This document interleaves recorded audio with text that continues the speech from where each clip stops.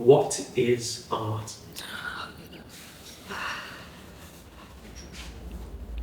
I have no answer for that.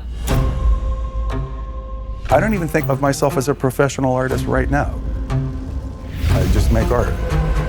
Sou alguém que se procura. Essencialmente esse é o meu trabalho. Creo un'opera, ricerco proprio la mia stessa, un urlo dentro che sia forte. Art making is very much about being conscious of our existence. But I don't want to be telling anybody what to see. I want them to see what they need to see.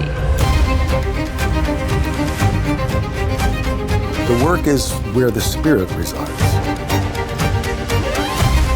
But if it does all the things it's supposed to do, spirit is transmitted to the viewer.